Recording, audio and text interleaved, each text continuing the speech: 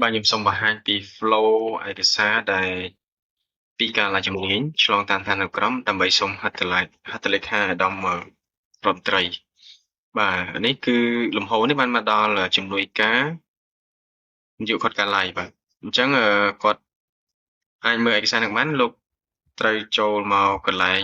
ប្រអប់នេះគឺថាតារាងឯកសារឆ្លងដាក់នាំហើយចុចមួយទៅគឺមានឯកសារបន្តបញ្ជូនមួយបាទអញ្ចឹងចុចឯកសារបន្តបញ្ជូនមកឃើញចំណុចត្រេក3នេះហើយនឹងឃើញលេខគាត់ការឡាយអង្គភាពដែលបញ្ជូនមកបាទកម្មវត្ថុអញ្ចឹងមកបាទទាញអញ្ចឹងមកមើលបានហើយចុចចំណុចត្រេក3នេះមកចុចពាក្យបញ្ជូនបាទចុចពាក្យបញ្ជូនហើយគាត់អាចមើលប្រវត្តិនៃការបញ្ជូនបាទប្រវត្តិនៃការបញ្ជូនអញ្ចឹងមកបាទហើយចុចមើលកំណត់បង្ហាញបាទកំណត់បង្ហាញមានឆ្លងតាមឋានានុក្រមបាទអញ្ចឹងភារកិច្ចគាត់គឺត្រូវទាញយកឯកសារជាមួយគ្រីសបាទហើយចុចកន្លែងហ្នឹងមកបាទទាញយក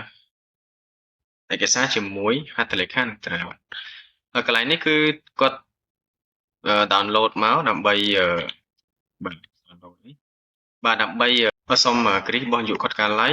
ដើម្បីនាយកគាត់ការឡាយដាក់សុំហត្ថលេខាដល់រដ្ឋមន្ត្រីបាទអញ្ចឹងខ្ញុំសូមចុចពាក្យបញ្ជូន